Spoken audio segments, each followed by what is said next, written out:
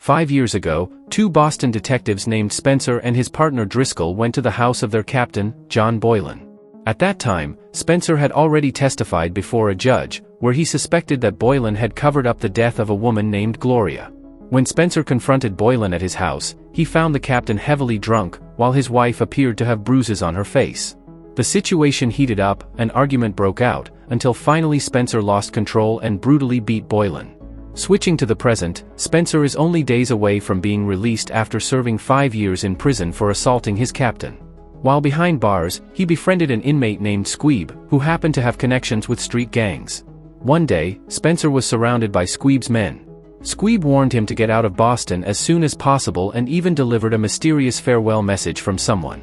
Feeling threatened, Spencer fought back and managed to defeat the attackers.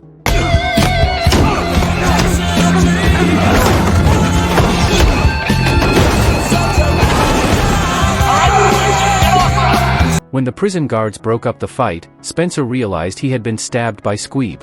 Luckily, his actions were judged as self-defense.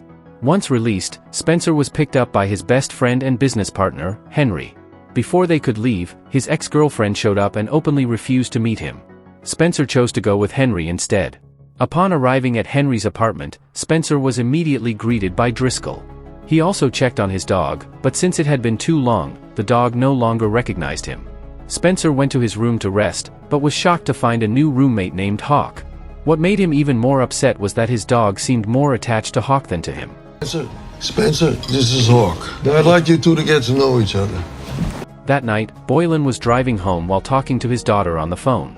Soon after, he received another call that asked him to come to a bus terminal.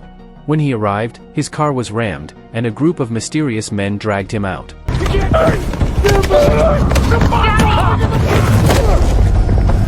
They accused Boland of leaking information. Despite his attempts to defend himself, Boland was brutally murdered by beheading. The next day, a nurse named Letitia returned home and found her husband, Detective Terrence, dead inside a car parked in front of their house. Meanwhile, Henry and Spencer were relaxing when news of Boland's murder appeared on TV. Not long after, Driscoll and another officer arrived to interrogate Spencer, as he became the prime suspect. Fortunately, Henry provided an alibi that Spencer was with him all night. Driscoll accepted the alibi, but his partner still accused Spencer of being the killer, clearly showing his hatred toward him. Spencer tried to focus on his plan of becoming a truck driver, even enrolling in driving school. However, he couldn't stop thinking about who killed Boland and why. Any questions? At Henry's gym, he saw Hawk sparring. His opponent mocked him, which made Hawk furious and beat the man until others had to intervene.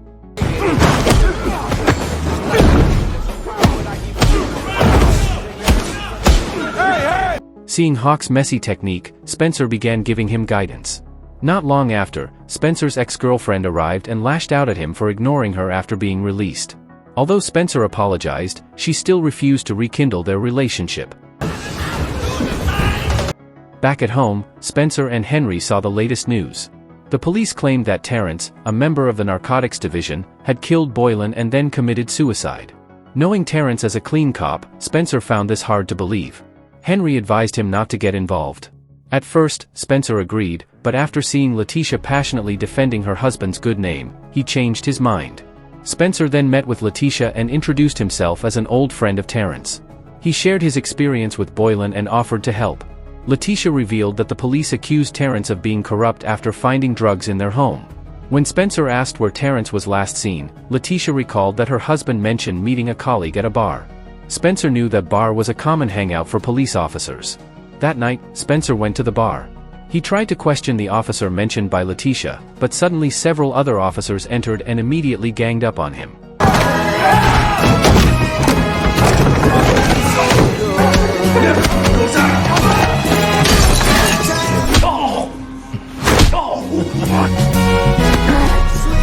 Spencer was beaten and thrown outside.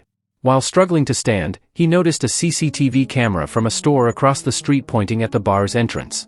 He entered the store and forced the clerk to hand over the recording, with Hawk arriving just in time to help. The footage showed Terrence leaving the bar and entering a yellow car.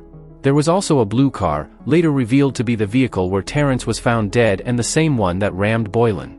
Hawk asked if Spencer recognized the cars. Spencer said no, but he knew the next direction of his investigation. The next day, Spencer visited Boland's murder scene. The only suspicious item he found was a toothpick. He later confronted Driscoll at the gym and asked about Terrence. Driscoll insisted Terrence was dirty and the case was closed. Spencer refused to believe it. He argued that Terrence would never choose to commit suicide inside a car parked in front of his own house, where his child could see him. Driscoll tried to claim Terrence was unstable because of drugs. But when Spencer mentioned the crime scene, Driscoll admitted he had never been there. This made Spencer more suspicious, knowing Driscoll always carried toothpicks, exactly like the one he found at the crime scene. One day, while eating at a restaurant with Hawk, Spencer saw his ex-girlfriend Sissy there with her new man. When Sissy went to the restroom, Spencer immediately approached her to make a TikTok video. After coming out, Spencer saw the same yellow car from the CCTV footage and chased it. During the chase, he jumped over a fence but was attacked by a loose dog.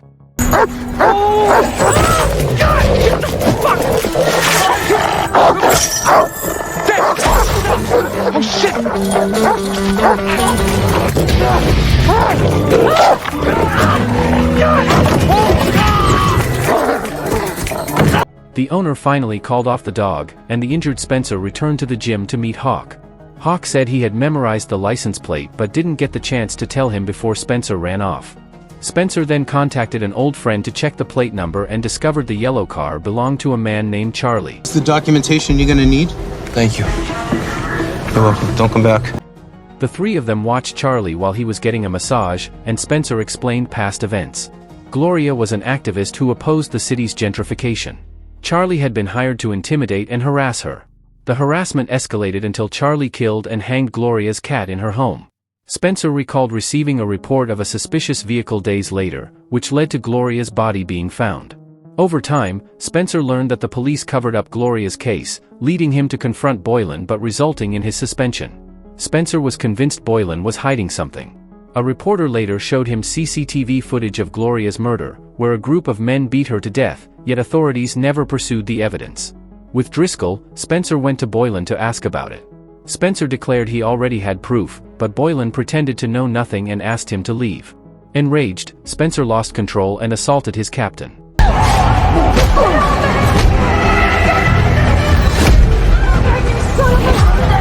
After hearing all this, Hawk walked up to Charlie's car, slashed all its tires, and drew a cat's face on the door.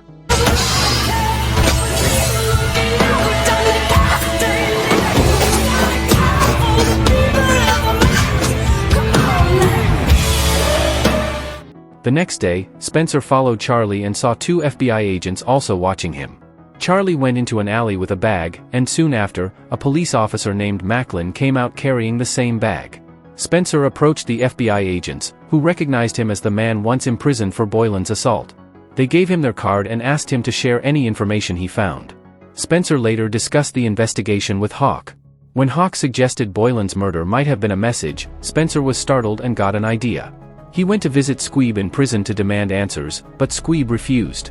So, Spencer made a video call to Henry, showing Squeeb that his wife was on a date with Hawk. Spencer warned that they had already drunk 4 bottles, making Squeeb panic and beg Hawk to leave his wife alone. After Spencer agreed, Squeeb finally talked, saying all the answers he sought were at a place called Wonderland. Wonderland. With the help of a reporter named Wayne, Spencer and Hawk discovered that Wonderland was actually a gambling scheme and drug hub run by corrupt cops and criminal groups. Spencer told Wayne they would help him gather evidence to shut it down, but Wayne warned their enemies were too powerful, and any shared information could easily be erased. When Spencer investigated the site, 2 gang members drove him off. Now you gotta get out of here. Okay. Come on. Alright, sorry about that. Terrence and Boland's funerals were held on the same day, but Boland received a grand honor, while Terrence's ceremony was small and modest at a church. After attending Terrence's funeral, Spencer went to a Mexican restaurant with Hawk, but noticed some suspicious men watching him. One suddenly attacked with a machete from behind, but Spencer dodged and fought back.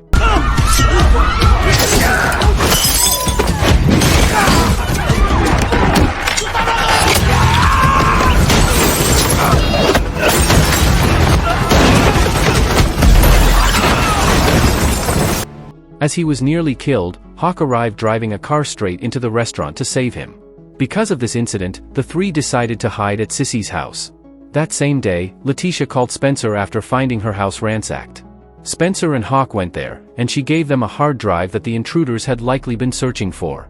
Playing it back, they heard a recorded conversation between Terrence and Boland. Boland had admitted to Terrence his involvement in Wonderland and said he wanted out. He revealed that the Trinitarios gang, who had attacked Spencer, worked for Charlie, while Charlie worked for Macklin, and all of them were controlled by Driscoll. After learning the truth, Spencer went to Driscoll's house to challenge him to surrender and shut down Wonderland before more lives were lost. He also handed the audio recording to the FBI agents, but they said the evidence was still insufficient to clear Terrence's name, frustrating Spencer. Spencer then confronted Charlie about weekly drug shipments. What are they driving? Refrigeration van! Coming from New Hampshire! Under pressure, Charlie confessed there would be one that day. Spencer and Hawk waited for a white van, then hurled a hammer to crash it. They beat the occupants, drove them off, and stole the vehicle.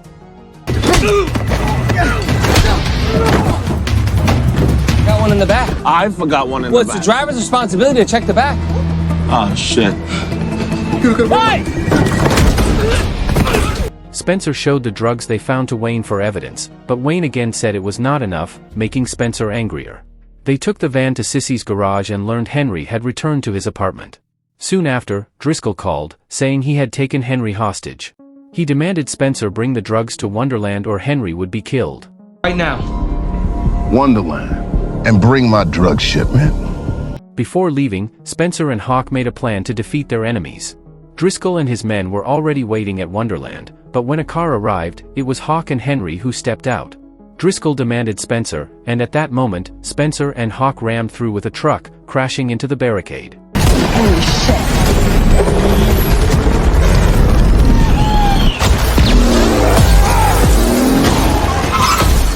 Spencer chased Driscoll but was slashed by one of his men with a machete. Still, he pressed on until he was surrounded by several armed men. Luckily, Hawk showed up and fought them off one by one.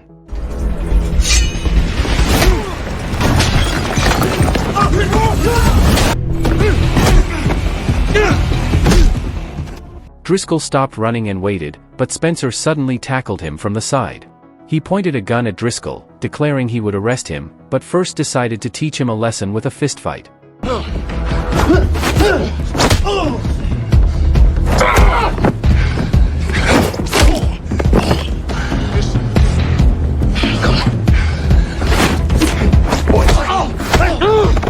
Come on, man. Let's go.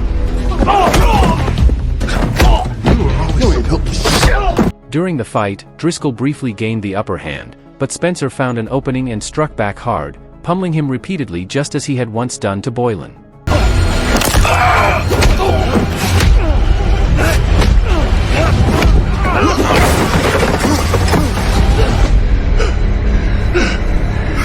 In the end, Spencer won and made a citizen's arrest on Driscoll. When police and FBI arrived, they found all the drugs and criminals already tied up. The news reported the takedown, and Wonderland Casino was shut down. Gloria's case was finally resolved, proving Terrence had been framed. Terrence was posthumously honored at his funeral, and a scholarship was established for his child. Spencer and Hawk were praised as local heroes. In the final scene, the four of them gathered at a restaurant for a meal, but they saw a news report about a firefighter arrested, claiming he was framed. Spencer recognized the man as a former schoolmate. As the man begged for help, Spencer sat silently, while Hawk warned him not to get involved. The truth must be fought for, even when it is risky and those in power try to bury it. Spencer showed that justice does not always come from official systems like the police or courts, because sometimes the corruption is within. The film also conveys that courage to resist injustice, defend the innocent, and fight for the reputation of the wrongfully accused is a true act of integrity and humanity. If you enjoyed this video, don't be shy, hit the like button, and if you disliked it, hit the dislike button twice just to be sure. You should watch the full movie. Thank you very much for watching.